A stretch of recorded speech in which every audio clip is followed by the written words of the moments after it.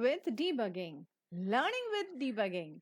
The next program of this set coming up is that program which has some error. Well, look into this code and try to find out. So pause the video.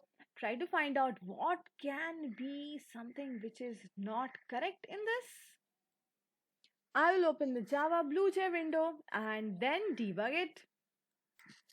Okay, I copied that program into Java BlueJ window and there are some syntax errors that the compiler is showing.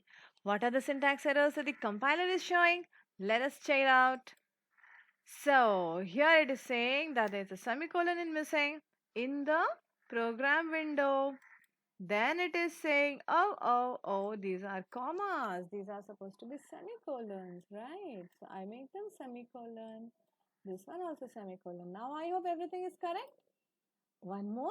What is it? It is saying that, can you figure it out?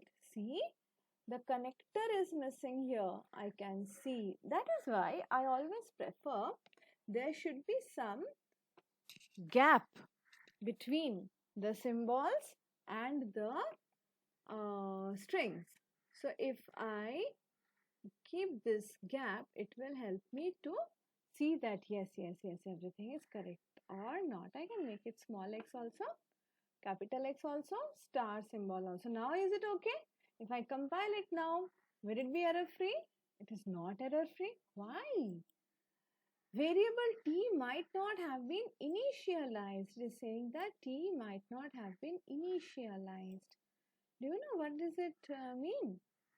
T is, but by now this brackets should have been sorted out. I press Ctrl Shift I and sort the brackets. Now see this t. It has to be given some starting value. The reason, I can give it 0, I can give it 1.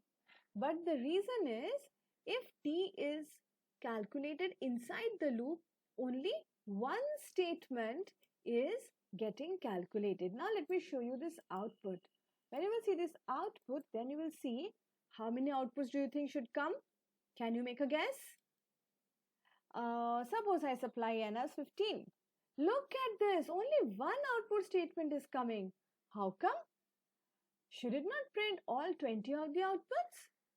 The reason is I have to make a block of the statements which I want inside the loop. Now, if I want something to be repeated, that should be present inside the block of the loop. So now if I compile, now if I run, then you see how many times you get to see the output. Now check this one out. Do you think it is what you thought it to be? 1 to 20 t is calculated and printed with 15 into 1. Then once again it goes back. I becomes 2. N into 2. That means 15 into 2. Then 15 into 3. Then 15 into 4. And in this way it is going up to 20. Then it's finishing off the loop and coming out. Okay.